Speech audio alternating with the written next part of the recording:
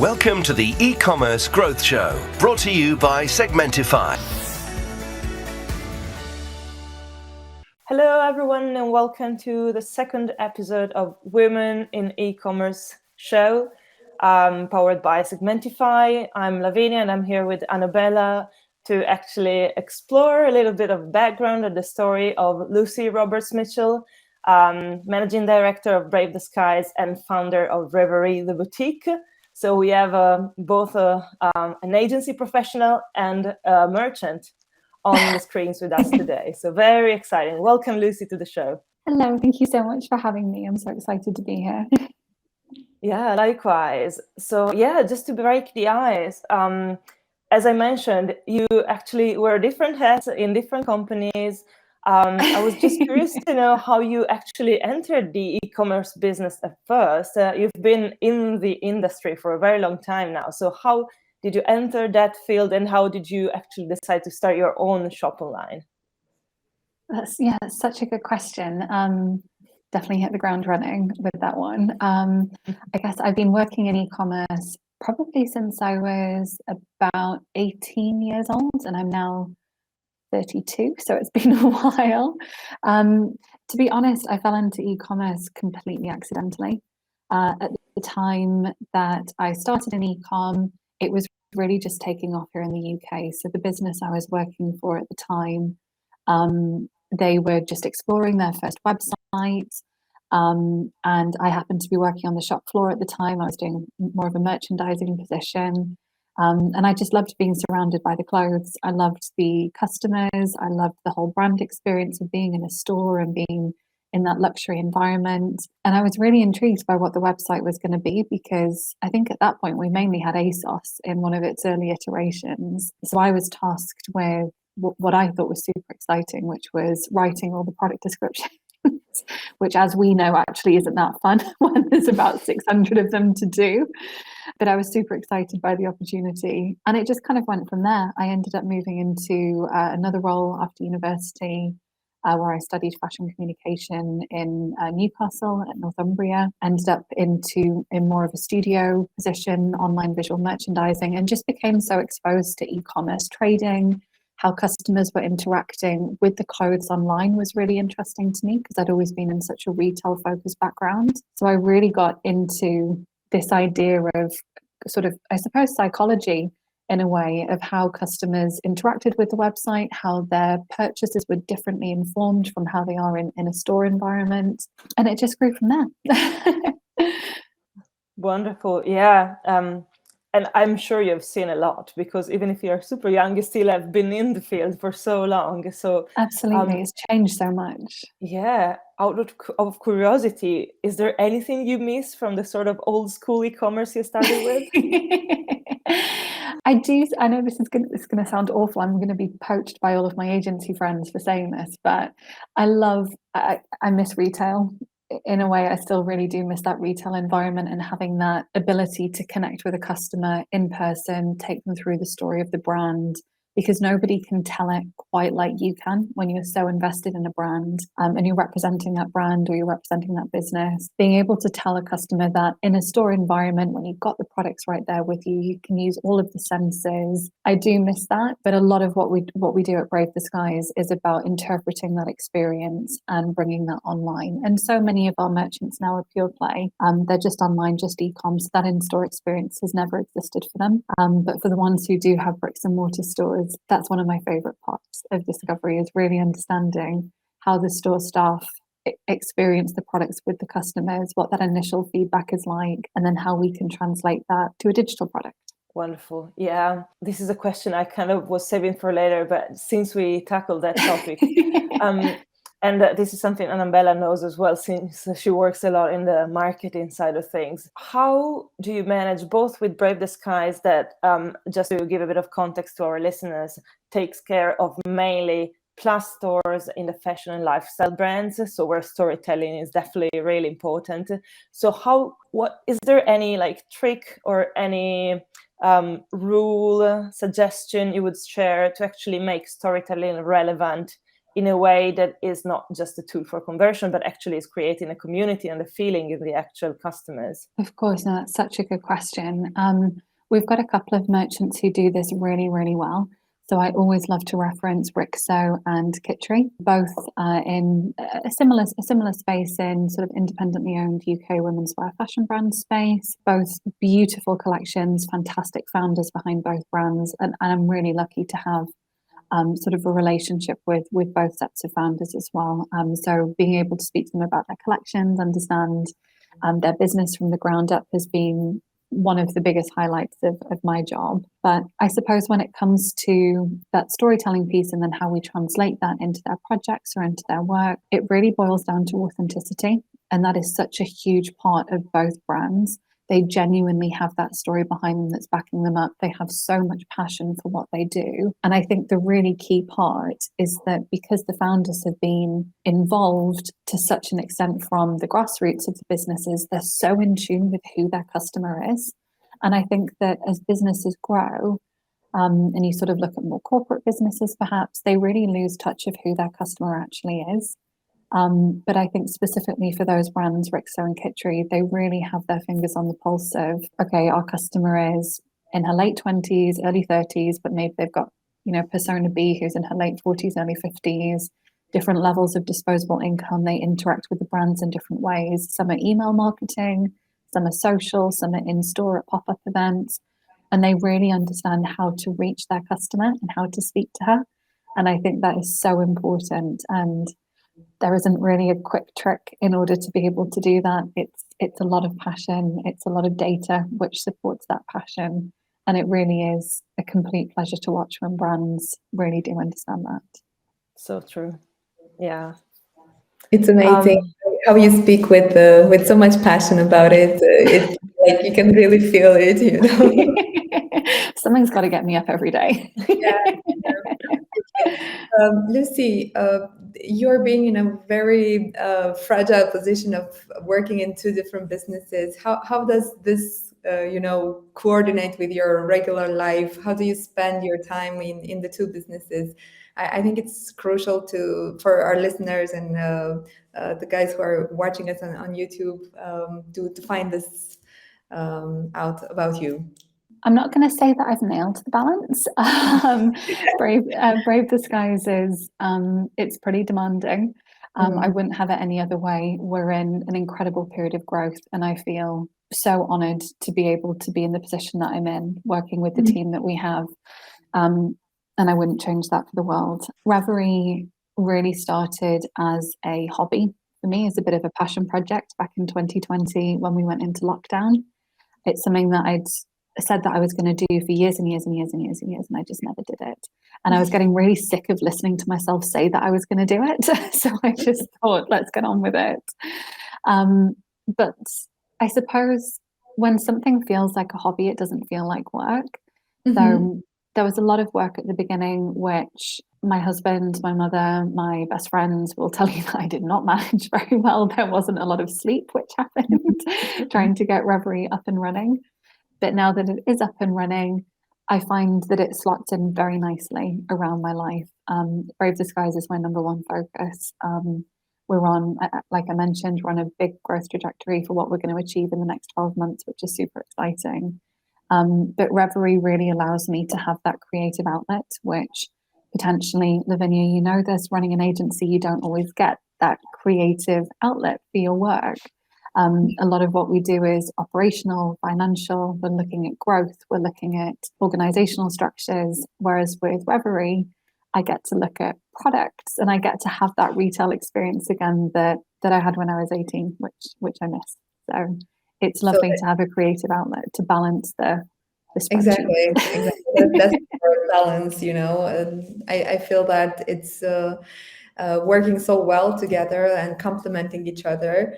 But from a daily schedule perspective, how do you segment your day? Do you go from 8 to 12, I'm doing this, and from 12 to 4 p.m. I'm doing the other business, or what's... Good question. It really, this is not helpful. It really depends.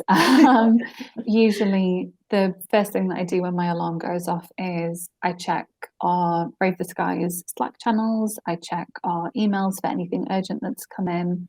I'll respond to anything like that over breakfast. I always make time to do the Wordle. I don't know if you do the Wordle. My husband and I have a very competitive streak going on, which we always do over coffee in the morning. But I would say from 8 o'clock in the morning, Brave the Skies is 100% where my attention is, usually until 6, 7, 8 p.m. at night, depending on what sort of a busy period we're in. And then evenings and weekends, I get to play with Reverie. And I say play because it feels like playtime for me. It feels like I get to interact with the customers that I have on our social channels, through email. I get to chat to the brands that we stock and work on our new collections, it doesn't feel like work. And it's better than binge watching yet another series on Netflix. Thank you for being honest and so open to Of course. Really crucial.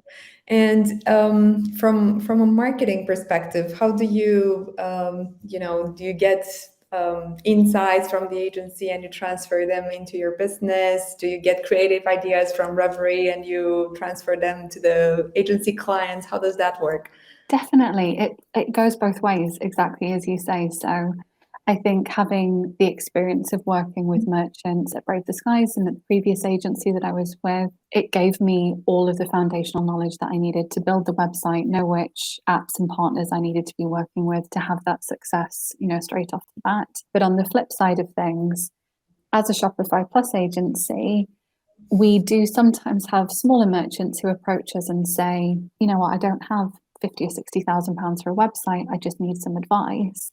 Mm-hmm. It's really, I feel very privileged to be in a position where I can give that advice and give that information to merchants who are just getting up and running and don't know too much about e-commerce and those sort of building blocks that they need to build a business. Right. Because one of the things that I really do feel that the Shopify Plus landscape is lacking is being able to provide that accessible information for people who do just want to get up and running. And we all know that paying a freelancer a couple of £100 on Upwork isn't always going to give you that expertise and that it doesn't give you the best start. So I always say that if anyone picks up the phone, emails Brave the Skies, we'll chat for an hour, free consultation, anyone who wants it. And I'm really happy to be able to share what I've learned from Reverie. If someone's just getting up and running and, like I say, they don't have £50,000 to spend on a website, I'm more than happy to say, here's how I did it for Reverie. Completely self-funded, install a theme, tweak it around a little bit, pop these apps in, get yourself up and running, and then give me a call when you start to turn over $1 million and I'll still be here. Yeah, no, that sounds something we face a lot as well as Nama, and I feel like being able to give back in that sense, especially after COVID. I remember, at least in the Shopify ecosystem, there was this moment in which COVID hit, and some people actually started creating a community of agency that were supporting merchants even for free, because clearly for people who had maybe a proximity store, no online store, there's just so much potential in e-commerce, but not necessarily it's easy to find the right information. I totally agree on that. Completely. Yeah. So no, it's great that you guys keep doing that. I think that provides so much value also in terms of community and the ecosystem itself. So going back, we were discussing about personas, right? And then we dig a bit deeper into Reverie the Boutique. So actually your website has a full page dedicated to the Reverie woman, right? Yeah. So I was wondering, first of all, are you the first Reverie woman? And how did you build that persona specifically? I would not be arrogant enough to assume that title for myself. Definitely not. When I was defining what I wanted Reverie to be, I wanted it to sort of almost amplify my own morals and my own beliefs, to sort of make it just inspirational enough to be realistic, but also sort of keep that air of dreaminess and escapism about it. So I started playing with this concept of the Reverie woman and who she was, and she would essentially represent the brand's ethics and the brand's belief. And the brand is vegan, cruelty-free, sustainable, luxurious. And I felt it was important for customers to be able to read about who that woman was, who that woman is, and hopefully see parts of themselves in her. I wanted it to feel quite inclusive, but also maintaining that air of storytelling and dreamer. Yeah, definitely. And I mean, reading it definitely is inspiring and kind of makes you want to purchase the products because you feel like you're doing something good, right? You're buying products that actually don't harm the environment. So yeah, I know this project kind of came at the end of a process in which you were looking and sourcing for products for yourself, right? Because you've been like thinking and caring about these topics. Cruelty-free, sustainability, and so on and so forth for quite a while. So how was that journey? What brought you to think we actually are lacking a platform like this right now? Like you say, it was something that I'd thought about for years, and they were things that I'd cared about for so long. And sort of going back to my original retail background and luxury fashion and sort of the early years of my career, I was such a consumer of luxury products, whether or not that was Chanel perfume or Mulberry handbags or, you know, all of the designer goods. I lapped it up. I loved it. And when I turned vegan, one of the things that I started digging into more was, okay, so vegan is what I eat. It's like, okay, cool. I can deal with that. And then no, actually vegan is everything. Vegan is makeup, it's cleaning product, it goes across every area of your life. And I was finding it really frustrating that the shopping trips that I used to really enjoy, popping into a lovely department store like Harvey Nicks or something, buy a new Tom Ford perfume, just completely off the table. Can't do it. Can't get a handbag. Candles even full of beeswax or different paraffins, different chemicals. It's like, for goodness sake, this is ridiculous. Like, why can't I have these nice things? And as I started digging around to try and find more sustainable alternatives, I just didn't, this is going to sound really brand snobby of me, but they just didn't look very nice. Just didn't look great. I didn't want them in my home. I didn't want to wear them. I didn't want to use those products. And that's where Reverie really started to become more clear to me, that there was a need to have a luxurious marketplace, e-com store, whatever you want to call it, where you know that all the groundwork's been done, you know that everything's been researched, you know that the supply chains are super clear, the people behind the brands are wonderful people who genuinely care about their craft and what they do, and you don't have to compromise anything. So it was very much born out of frustration in the end. But there was a need there, definitely. There was a need. Nice. And how would you usually source for products? I mean, you have some very beautiful things on your website. Thank so you. I guess in the end, you actually managed to find some stuff. Yes, there was, you know, Instagram is an amazing tool for connecting with small businesses. So I did use Instagram a lot. I spent a lot of time asking friends and family, you know, what the main things were that they would purchase from either a gift store or maybe just like a treat that you would buy for yourself. For a lot of women, it's jewelry or a candle or, you know, a little something for your home that just makes you feel just a bit special and like you've treated yourself. So I tried to nail down the product categories pretty early on, and then I tried to find the brands to slot into those categories to create it as more of a lifestyle piece than a bit of a free-for-all. Can you share with us one success and one, you know, challenge you had along the way? I am pretty sure you had a lot of, you know, milestones that you lessons learned, stuff like that. For sure. I think the biggest challenge was just getting up and running, was working out the logistics of, okay, we've got an e-com brand, we need a website, we need packaging, we need packing slips, we need to be able to print labels to go to the post office. It was all of those things that in a Shopify Plus agency, you don't really see because your merchants have got all of that sorted and they have had for years. So there was a lot of building blocks that I just wasn't aware existed. So that was super tricky. Mistakes, God, I've made so many. I've spent too much money on the wrong stock that hasn't sold. Then I'm left with like 500 candles that my friends and family then get for birthdays and Christmases for years on end. But the successes outweigh it and make it all so worth it. I think launching the dressing gown collection was definitely the highlight for me. I'd spent so long trying to find the right manufacturer, the right partner, to make sure that that supply chain was completely clear, and that I was really in touch with the person who was making the gowns, and how everything was shipped over was super important. And I was so nervous launching the gowns. It was about a year after we launched Reverie, and I just thought, oh God, what if no one buys them? And I had this sudden thought as I was about to press launch that, oh God, who needs a dressing gown? What am I doing? This is ridiculous. And I'd put them live and had all the posts and emails scheduled and everything. And one of them, the Palm Beach gown, sold out within the first 2 hours. And I just, oh God, I was so happy because it's something that you pour so much into, and you try so hard, and you put so much effort in, and you really think, yes, this is the right thing to do, but it comes down to whether or not someone else wants to buy it. So that was a relief and a success, I would say.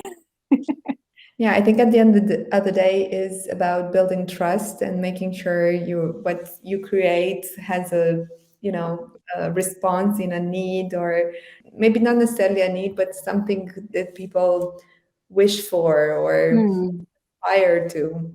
And I think that's amazing how you manage to match this creation that you make yourself and to the customer's needs and wants.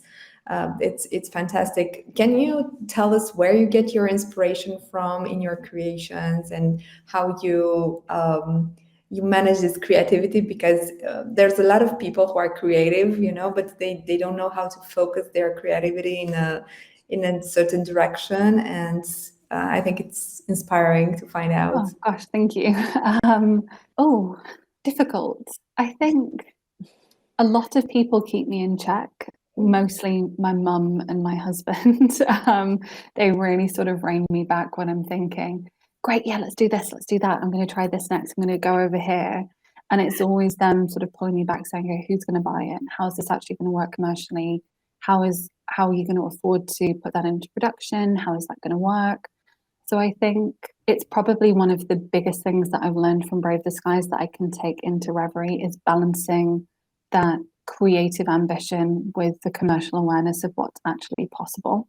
And I think also talking to customers and talking to friends, talking to peers, and just really understanding, I think this is a great idea. I love this idea. I would buy this, but would you? And I think actually making sure that you've got people around you who are bold enough with you to say, actually, no, I wouldn't spend £40 on that because I don't think it's worth it. I think having those people is the most important, and it's the best way to temper that creativity before you spend all your money on new stock. You have a personal focus group. Exactly. So many different mini focus groups. Nice. And yeah, so speaking of focus group communities, like we were discussing the Reverie woman. In general, I know also at Brave the Skies, there's quite a few women professionals, if I'm not wrong. Yes. So I was wondering, yeah, exactly. So I was wondering, how's it been being a woman in a very high managerial position in a big agency, and then also a woman entrepreneur? What were the challenges, and is there any maybe recommendation or anything you've learned during this path you would like to share with our audience? Of course, gosh. I think being a female at the head of Reverie is a lot easier than being a female at the head of Brave the Skies. I find that the small business community that I'm part of with Reverie is incredibly inclusive. It is largely female driven. There aren't actually that many men that I come across in the brands that I work with. It does tend to be mostly women, whereas you can completely flip that on its head when it comes to tech and Brave the Skies. I, to be honest, find it a real struggle. Sometimes it's something that has taken me a really long time to get used to and to overcome.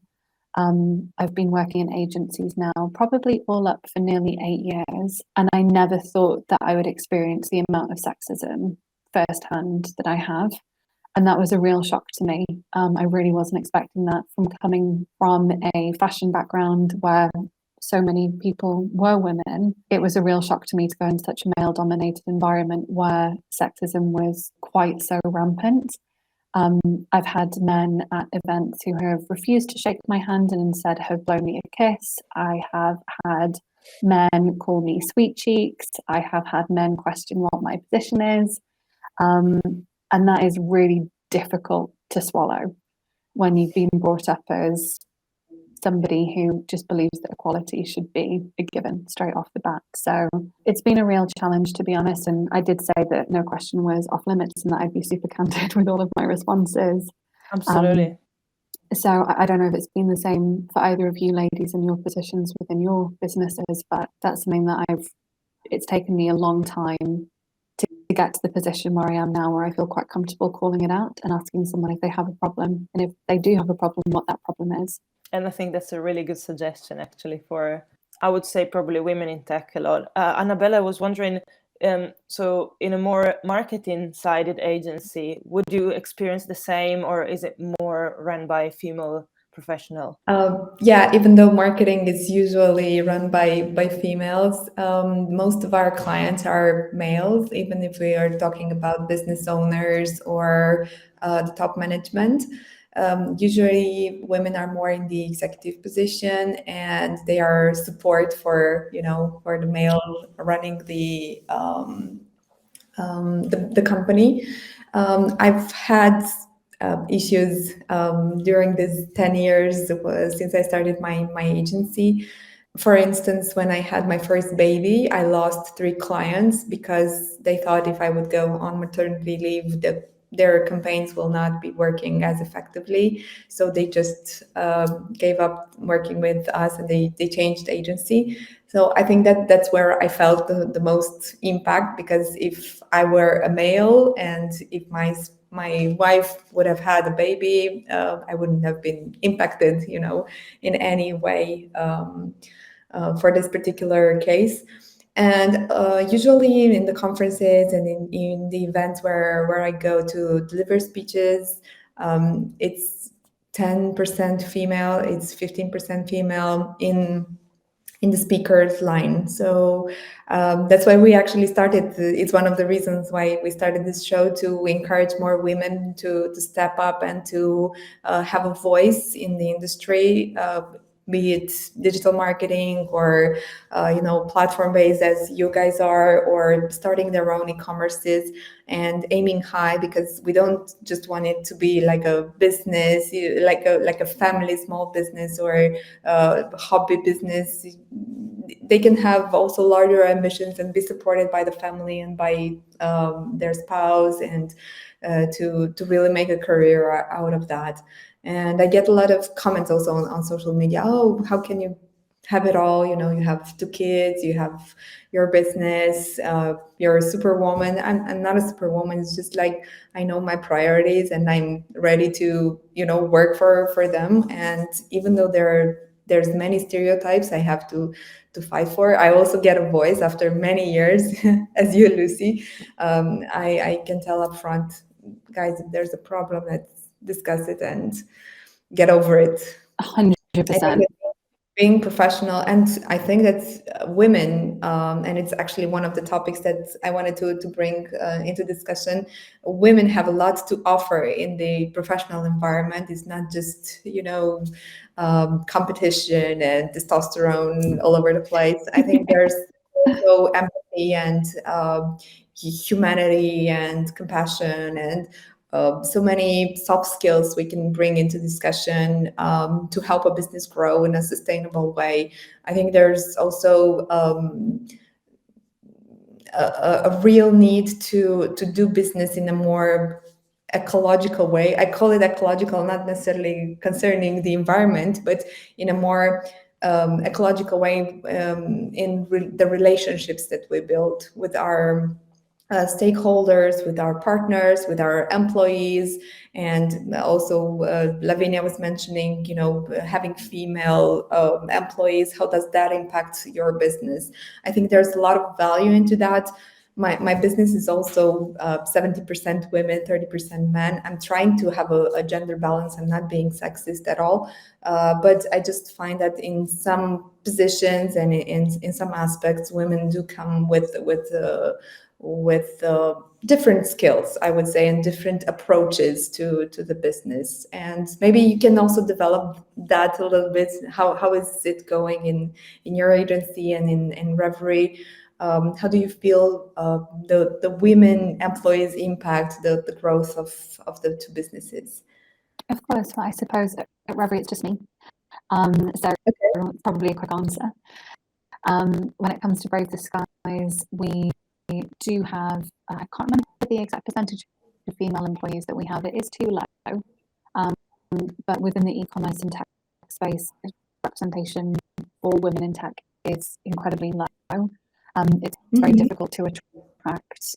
It's difficult to attract talent, full stop, let alone trying to attract female talent. We have some incredible women who work in client management positions within Brave the Skies. We also have a fantastic lead growth manager who is a male, and his soft skills are fantastic. And I think that what women do bring to an agency is exactly as you said, Annabella, it's that level of empathy, that humanity, and for the clients that we work with, you know, Rick So's, Kitchery's, Desmond and Dempsey's, Dora Larson's, we are their customers. Millennial women are their customers. So for them, the value of being able to pick up the phone to an agency where their client manager is their customer, who can genuinely give them that feedback and say, I think that campaign is going to be great, and here's what I would like to see from it as well, and make those suggestions, which is the coupling of the retail understanding and that knowledge of the ecosystem with that genuine technical expertise. It's a complete no-brainer for them to keep working with us, and that's probably one of the things that I'm most proud of at Reverie the Skies is our client retention, because once clients start working with us, they're like, no-brainer, this is great. And I do think that having the right people on the other end of the phone plays the principal part in that. I might have a question, Lucy, regarding women and what talents they bring, what skills, what attitude. In general, I know Reverie is just you at the moment, but definitely you've seen a lot of people and talents at Brave the Skies. So how do you recruit new talents, new people? And what do you look for? Gosh, well, we recruit with great difficulty. Recruitment is a huge challenge across the whole industry at the moment. Shopify merchants are growing, online revenue is growing, the ecosystem is becoming more crowded. So bringing new talent into the agency is probably our biggest challenge at the moment. In terms of what we look for, though, I suppose for us, it's really about the right attitude. It's about somebody who genuinely understands the e-commerce landscape and does have a passion for what e-commerce can enable businesses to do. And I do find that I have found over the last decade or more working that the soft skills are the things that you can't teach. So those are really the things that I look for as part of an interview, part of meeting someone for the first time is what kind of person are they? How do they communicate? What are their values? What is most important to them when it comes to joining a new business? How do they communicate themselves? What are their values? And if they've got the right attitude and the right approach, then I believe that we can teach them what they need to know. Wonderful. Yeah, I think that's a common thread. I don't know, Annabella, if you kind of are experiencing the same, but definitely, and now in the previous agency I used to work for, exactly the same thing. The tech environment is changing so quickly that the skills are going to be outdated soon anyways, but the actual soft skills are so important. Annabella, was that for you? Would you say kind of similar landscape? And yeah, absolutely. So we're looking for character and for cultural fit rather than knowledge and skill, because that's we have built internally some processes and a training program for newbies to reach the standard skills that we need for the job. But if there's a cultural misfit with our organization, then definitely it's not going to work for each of us. And also it needs to be somebody who's very dedicated to their work and very serious, very professional in their job, and to give 100% to be 100% in the business. So that's basically what we're looking. And at this point, we're even firing fast. If we get somebody on board and it's not a good fit, then I just try in the first 3 months. Maybe it's different, in the UK, but I try in the first 3 months to just let that person go if it's not a fit, because it would just stress the whole team and me, and also that person if they constantly get bad feedback. Not necessarily bad feedback. Well, we give feedback, but if we don't see an evolution in their skills and in their attitude, then it's not gonna work for us. And it's not gender related, so I wouldn't say necessarily there's a difference here. It's just a matter of personal values and how we align in that case. Yeah, and Lucy, taking e-commerce as a field where it's definitely really tough recruiting, but also it's been changing so much due to the pandemic. Acquisitions costs are becoming higher and higher. Good developers are really scarce on the market. So more broadly speaking, what e-commerce, what trends in the e-commerce ecosystem are you witnessing right now? And is there anything that you're seeing becoming more and more important and something you would recommend investing into or working on? That's a really good question. I suppose from a merchant perspective, some of the main trends that we're seeing are really around a much more sophisticated and comprehensive tech stack. So what we're now finding as the Shopify Plus market has really settled within the UK, a lot of the larger tech partners are really established. They've got teams on the ground here so that they're really enabling merchants to adopt their technology. We're really seeing merchants have a very detailed and complex tech stack. So it used to just be Shopify Plus, and then we'll pop in a few things as and when. Some people were using .digital for their email marketing. Some people were using Ametria. Some people were using Klaviyo. For loyalty, some people were using Yotpo, some Loyalty Lion, some Smile. And what we're now really seeing is that those runners within the tech partner space are really emerging. So what we see as a best-in-class tech stack now is quite clear. It's Shopify Plus, it's Klaviyo, it's Loyalty Lion, and we're really seeing those front runners come out now, which is great. And from a merchant perspective, it kind of makes growth a no-brainer. There's so many case studies that have Bright Pearl partnering up with PeopleVox, Loyalty Lion partnering up with Klaviyo, Akendo partnering up with someone else. It's very tried and tested, and I think that makes the entrance to growth and the adoption of growth very straightforward for merchants, which is great. From an agency perspective, trends-wise, a lot of people are latching onto that as well. We've been offering what we call a growth retainer for the last 2 years, which is a very proactive service that we offer for our clients who are paying and spending a certain tier of money with us every month. And we really integrate ourselves into their business. So we're really looking at planning their campaigns sort of 3 to 6 months in advance, and how we support with on-site design and development. And we're really seeing a lot of other agencies now expanding the services of their retainers to support new loyalty tiers and email marketing flows and different services that are more related to the tech partners in the platform. So I think that's really interesting. That's something that we've seen emerge a lot recently, and something I'm fairly positive will continue to grow over the next 12 months. Thank you. Okay, so I think we're approaching the end of the show. Lucy, thanks so much for your time. Any advice you'd like, just to wrap things up, to women in tech, to encourage them to build a career, to be brave and embrace the tech careers? It's a big question to finish on. Yeah. I would say to any women who are considering looking at a career in tech, as much as possible, I would advise them to shake off any preconceptions that they might have about what the tech industry is.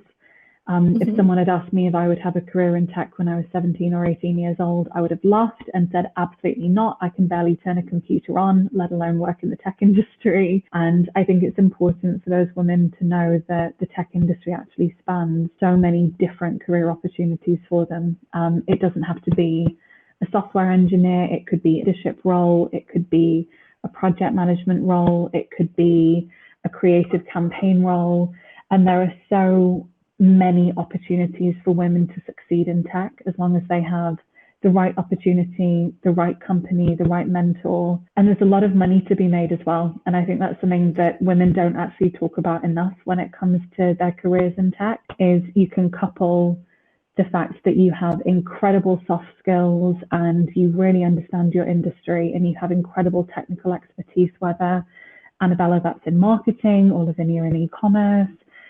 There's a lot of opportunity financially for women to succeed in tech. And I think that's really important for women to know. For women who are already working in tech, I would just say, keep going, raise your voice a little bit more, get involved in more communities, say yes to being on podcasts like this, which everyone knows I used to say no to because I would have imposter syndrome and I'd be too scared.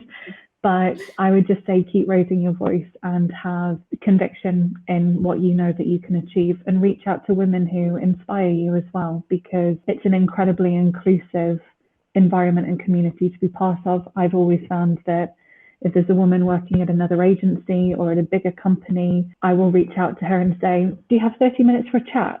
I'd love to ask you a couple of questions. I was lucky enough to speak to an incredible woman called Rose Fass a couple of months ago. She's based in Florida. She was one of the first leaders in America in business.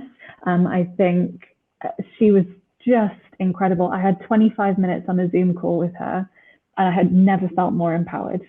It was fantastic. So I would really say, do not hesitate to press send on a LinkedIn message and just ask someone for a chat if you think you can benefit from it. Because 9 times out of 10, they will say yes. So there we go. That's my parting advice. Love that. And I think now you're going to get a lot of DMs on LinkedIn of hopefully have listened to this podcast and want to reach out. So yeah, put yourself in a very dangerous but wonderful position. All right. So Lucy, thank you so much for being with us today. Thanks, Annabella, of course. We're going to present more stories of more women in the e-commerce industry soon. Lucy, it's been an honor having you with us today. Keep us posted on both Brave the Skies and Reverie the Boutique achievements. And thanks, Segmentify, of course, for powering this podcast. Have a great day, afternoon, night, whenever you're listening to the podcast, everyone. Thank you so much. Thank you so much. Bye. Bye.